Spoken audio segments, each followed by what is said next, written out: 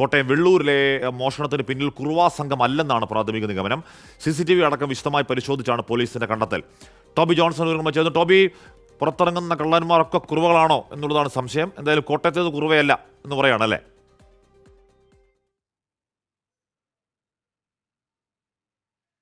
തീർച്ചയായിട്ടും ആഷ്മി, നിലവിൽ ആശങ്കകളുടെ ആവശ്യമില്ല. പ്രത്യേകിച്ചും ഈ കോട്ടയത്തിൻ്റെ വെള്ളൂർ മേഖലയിലാണ് കഴിഞ്ഞ ദിവസം ഒരു മോഷണം നടന്നത്. ഒരു വീട്ടിൽ നിന്നും ഏകദേശം 23,000-ഓളം രൂപയാണ് മോഷ്ടിച്ചത്. അത് കുറുവാ സംഘമാണോ എന്നൊരു സംശയത്തിലേക്ക് കാര്യങ്ങൾ എത്തിയത് ഇതുമായി ബന്ധപ്പെട്ട് CCTV പോലീസ് ശേഖരിച്ചപ്പോഴാണ്.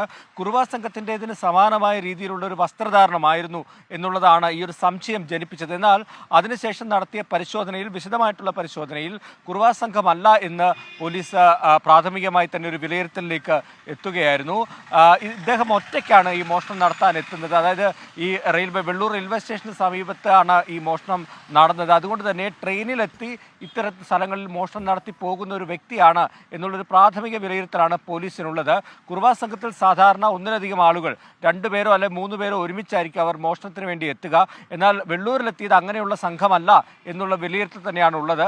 കൂടുതലായിട്ട് വിശദമായിട്ടുള്ളൊരു അന്വേഷണം നടത്തുന്നുണ്ട്. ഈ വ്യക്തിയെക്കുറിച്ച് അറിയാവുന്ന അല്ലെങ്കിൽ ഇദ്ദേഹത്തിൻ്റെ രേഖാചിത്രമടക്കം തയ്യാറാക്കി വിശദമായിട്ടുള്ള ഒരു പരിശോധനയിലേക്ക് പോയി പ്രതിയെ പിടിക്കാൻ വേണ്ടിയുള്ള ശ്രമം പോലീസ് ഊർജിതമാക്കിയിട്ടുണ്ട്. നിലവിൽ കുറുവാ സംഘത്തിൻ്റെ ആശങ്ക ഈ മേഖലയിലൊന്നുമില്ല എന്ന് തന്നെയാണ് പോലീസ് പറഞ്ഞു വെക്കുന്നത്. അതോടൊപ്പം തന്നെ പ്രധാനപ്പെട്ട മറ്റൊരു കാര്യം കൂടിയുള്ളത്, സന്തോഷ് സെൽവവുമായി ബന്ധപ്പെട്ട് പാലായിൽ ഒരു കേസ്, രാമപുരത്തൊരു കേസുണ്ടായിരുന്നു.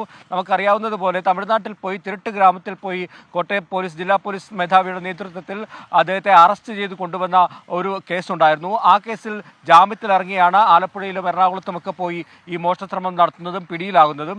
ആ ഒരു സാഹചര്യത്തിൽ ഈ ജാമ്യം റദ്ദാക്കാനുള്ള നടപടികൾ കൂടി പോലീസിന്റെ ഭാഗത്തു നിന്നും ആരംഭിച്ചിട്ടുണ്ട്. പോലീസ് ഉടൻ തന്നെ കോടതിയിൽ ഒരു അപേക്ഷ നൽകുമെന്നാണ് ഇപ്പോൾ നമുക്ക് ലഭിക്കുന്ന വിവരം. ഹാഷ്മി. ഓക്കെ, ടോബി ജോൺസണാണ് ആ വാർത്തയുടെ വിവരങ്ങൾ നൽകിയത്. എന്നാൽ രാത്രി ഒറ്റയ്ക്ക് റോഡ് ക്രോസ് ചെയ്ത് പോകുന്ന ആ കള്ളൻ, അത് കള്ളനാണോ എന്ന് അറിഞ്ഞുകൂടാ. എന്തായാലും കുറുവാ കള്ളനല്ല എന്നിപ്പോൾ ഏതാണ്ട് സ്ഥിരീകരിക്കുകയാണ്. എന്ന് പറഞ്ഞാൽ കുറുവാ സംഘം അത്രത്തോളം എവിടെയൊക്കെ ഉണ്ട് ഒന്നൊന്നും അറിയാത്ത കാരണം മൊത്തത്തിൽ ആശങ്കയുണ്ട്. സത്യം പറഞ്ഞാൽ മൊത്തത്തിൽ ആശങ്കയുണ്ട്. ആശങ്ക പയ്യെ പരിഹരിക്കപ്പെടട്ടെ.